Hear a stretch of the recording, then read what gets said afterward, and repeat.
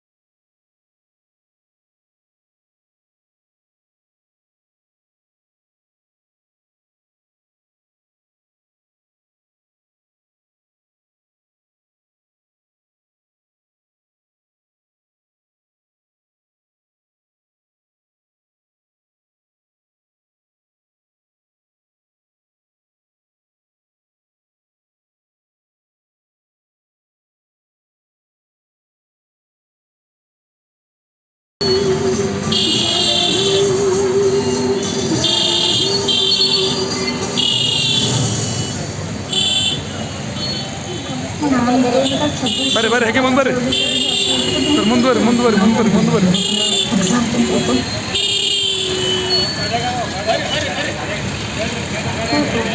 बस अब तुम तुझे दे दो बस निकल कर अंदाज को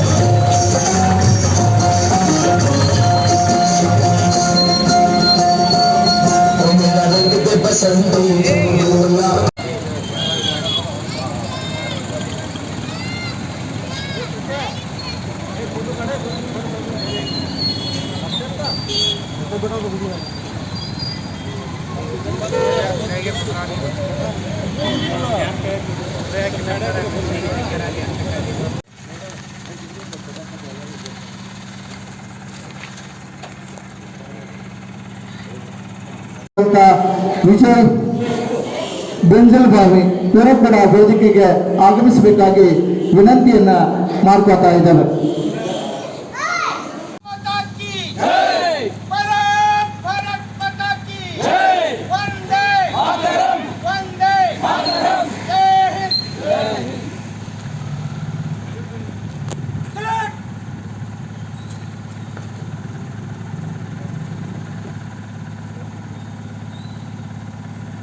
ಮುಡಿಗೇರಿಸಿದ ಸುದಿನವೇ ಈ ಜುಲೈ 26, 1999 ಜುಲೈ 26ರಂದು ಪಾಕಿಸ್ತಾನದ ಸೆಲ್ಲಡಗಿಸಿ ಕಾರ್ಗಿಲ್ನಲ್ಲಿ ವಿಜಯ ಪತಾಕೆಯನ್ನು ಹಾರಿಸಿ ತ್ರಿವರ್ಣ ಧ್ವಜವನ್ನು ಏರಿಸುವುದರ ಮೂಲಕವಾಗಿ ಕಾರ್ಗಿಲ್ ಪ್ರದೇಶವನ್ನು ಪುನಃ ಮರಳಿ ಸಲ್ಲಿಸ್ತಾ ಇದ್ದಾರೆ. ಈಗ ನಮ್ಮ ವೇದಿಕೆಯ ಮುಂಭಾಗದಲ್ಲಿ ವೀರ್ ಜವಾನ್ ಅವರಿಗೆ ಈಗ ಪುಷ್ಪ ನಮನ ನಡೀತಾ ಇದೆ.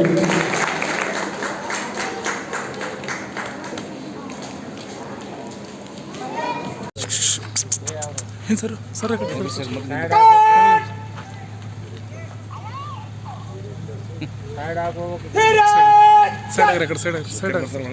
ಸೈಡ್ ಸರ್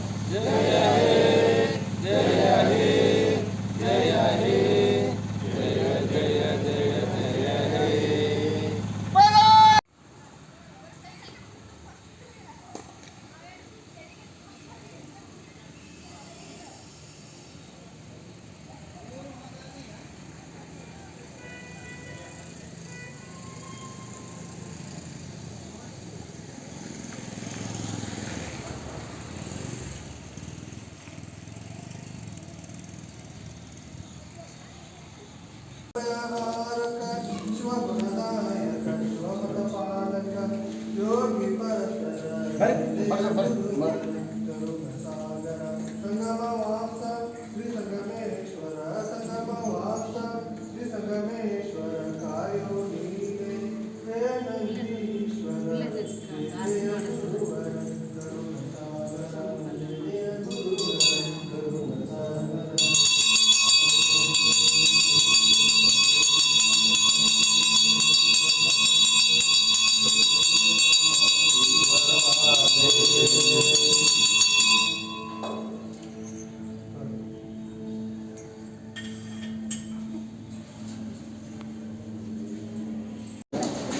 ಮೇಡಮ್ ಒಂದು ಸ್ವಲ್ಪ ಮೇಡಮ್ ಒಂದು ಸ್ವಲ್ಪ ಮೇಡಮ್ ಒಂದು ಸ್ವಲ್ಪ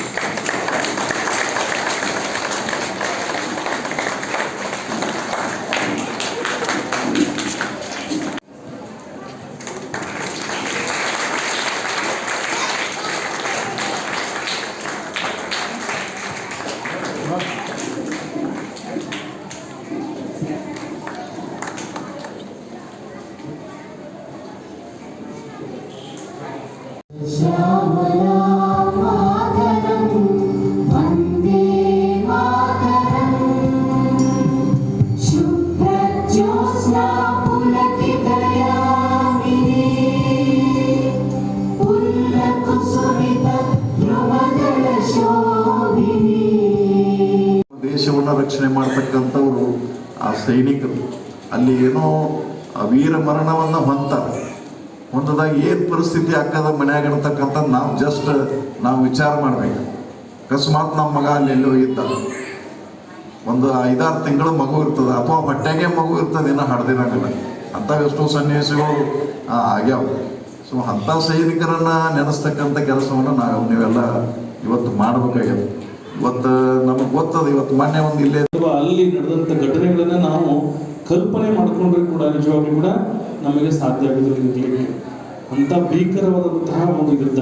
ಯಾಕಂದ್ರೆ ತುತ್ತೂರಿಗಿರ್ತಕ್ಕಂತಹ ಅಲ್ಲಿರ್ತಕ್ಕಂಥ ಪಾಕಿಸ್ತಾನದ ನುಸುಳುಕೋರರು ಬೆಟ್ಟದ ಮೇಲಿರ್ತಂಥವ್ರು ಕೆಳಗಡೆಯಿಂದ ಹೋಗಿ ನುಗ್ಗಿ ಅವರನ್ನ ಹೊಡೆಯುವಂಥ ನಮ್ಮ ಭಾರತೀಯ ಸೈನಿಕರು. ಇದನ್ನು ಊಹೆ ಮಾಡಿಕೊಡ್ರಿ ಯಾವ ರೀತಿಯಾಗಿ ಆ ಸಂದರ್ಭಗಳು ಇರ್ತದೆ ಅನ್ನುವಂಥದ್ದನ್ನ.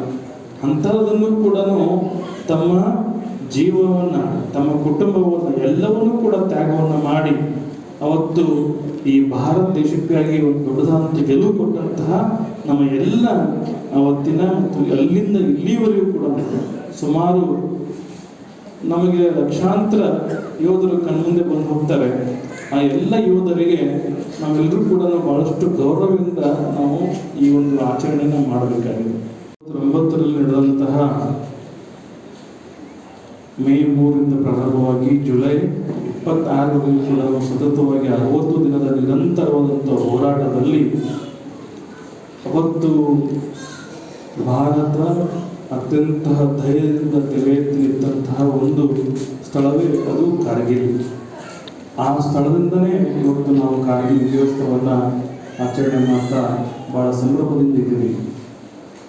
ಆದರೆ ಅವತ್ತು ಸುಮಾರು 60 ದಿನದ ನಿರಂತರವಾದಂತಹ ಈ ಯುದ್ಧದ ಸಂದರ್ಭಗಳಲ್ಲಿ ಅಲ್ಲಿರ್ತಕ್ಕಂತಹ ಪಾಕಿಸ್ತಾನದ ನುಸುಳುಕೋರರನ್ನ ಮತ್ತು ಬಂದಂಥ ಎಲ್ಲ ಸೈನಿಕರನ್ನ ಹೊಡೆದಿಡುವಂತಹ ಕೆಲಸದಲ್ಲಿ ಅದೆಷ್ಟೋ ಜನ ಪ್ರಾಣವನ್ನು ಕಳೆದುಕೊಂಡಿದ್ದಾರೆ. ಸುಮಾರು 527ಕ್ಕೂ ಹೆಚ್ಚು ಸೈನಿಕರು ಅವತ್ತು ವೀರಮರಣವನ್ನು ಹೊಂದಿದ್ದಾರೆ. ಅದರಲ್ಲಿ ಕೂಡ ಸುಮಾರು 1000 ಹೆಚ್ಚು ವೀರ ಯೋಧರು ಗಾಯಗೊಂಡಿದ್ದಾರೆ. ಕಾಲು ಕೈಯೋ ಮತ್ತೊಂದು ಆ ರೀತಿಯಾಗಿರ್ತಕ್ಕಂತಹ ಅವರ ಅವಸ್ಥೆ ಇಲ್ಲೂ ಕೂಡ ಆ ಒಂದು ಗಟ್ಟಿತನದಿಂದ ತಮ್ಮ ಪ್ರಾಣವನ್ನು ಲೆಕ್ಕಿಸದೆ ಅವತ್ತಿನ ಆ ಸಂದರ್ಭಗಳನ್ನು, ಯಾಕಂದರೆ ಇವತ್ತು ನಾವೆಲ್ಲರೂ ಕೂತ್ಕೊಂಡಿದ್ದು ಆರಾಮದಾಯಕವಾಗಿ ಆ ಕಾರ್ಯಕ್ರಮ ವಿಜಯೋತ್ಸವದ ಬಗ್ಗೆ ಬಹಳಷ್ಟು ವಿಚಾರಗಳನ್ನು ವ್ಯಕ್ತಪಡಿಸ್ತೇವೆ, ಹೇಳ್ತೇವೆ. 60 ದಿನಗಳ ಕಾಲ ನಡೆದಂಥ ಯುದ್ಧದಲ್ಲಿ ನಮ್ಮ ಭಾರತದ 527ಕ್ಕೂ ಹೆಚ್ಚು ಸೈನಿಕರು ಮಡಿದು ಈ ದೇಶಕ್ಕೆ ಮತ್ತೊಮ್ಮೆ ಪಾಕಿಸ್ತಾನದ ವಿರುದ್ಧ ನಾವು ವಿಜಯವನ್ನು ಸಾಧಿಸುತ್ತೇವೆ. ಮತ್ತೊಮ್ಮೆ ಜಗತ್ತಿನಲ್ಲಿ ನಮ್ಮ ಸೈನ್ಯ ಕೇವಲ ಒಂದು ಈ ದೇಶವನ್ನು ಕಾಯುವುದಷ್ಟೇ ಅಲ್ಲ, ಈ ದೇಶದ ಸೈನಿಕರು ಈ ಜಗತ್ತಿನಲ್ಲೇ ಒಂದು ಪ್ರಬಲವಂತ, ಈ ದೇಶಕ್ಕೋಸ್ಕರ ಯಾವುದೇ ತ್ಯಾಗ, ಪ್ರಾಣ ತ್ಯಾಗ, ಬಲಿದಾನವನ್ನು ಕೊಡಲು ಸಿದ್ಧರಿದ್ದೇವೆಂದು ತೋರಿಸಿದ ದಿನವೇ ಈ ಕಾರ್ಗಿಲ್ ವಿಜಯ ದಿವಸ. ಬಹುಶಃ ನಾವು ವಿಜಯೋತ್ಸವವನ್ನು ಆಚರಿಸ್ತಾ ಇದ್ದೇವೆ. ಆಚರಿಸ್ತಕ್ಕಂಥ ಸಂದರ್ಭದಲ್ಲಿ ನಾವೆಲ್ಲ ಸಂತೋಷದಿಂದ ನಮ್ಮ ಭಾರತದ ಸೈನಿಕರು ಕಾರ್ಗಿಲ್ ಪ್ರದೇಶವನ್ನು ವಶಪಡಿಸಿಕೊಂಡರು. ಅದರ ಸವಿ ನೆನಪಿಗಾಗಿ ನಾವು ಕಾರ್ಗಿಲ್ ವಿಜಯೋತ್ಸವವನ್ನು ಆಚರಿಸ್ತಾ ಇದ್ರೆ ಇವತ್ತು ಅದೆಷ್ಟೋ ವೀರನಾರಿಯರ ಕಣ್ಣಲ್ಲಿ ನೀರು ಬರ್ತಾರೆ, ಅದೆಷ್ಟೋ ಮಕ್ಕಳುಗಳು ತಪ್ಪಲಿ ಹಾಕಿದ್ದವು, ಅದೆಷ್ಟೋ ಕುಟುಂಬಗಳು ಇವತ್ತು ತಮ್ಮ ನಾಯಕನನ್ನು ಕಳೆದುಕೊಂಡು, ಕುಟುಂಬದ ಮುಖ್ಯಸ್ಥನನ್ನು ಕಳೆದುಕೊಂಡು ಆ ಕುಟುಂಬಗಳು ನರಳಾಡ್ತಾ ಇದ್ದಾರೆ.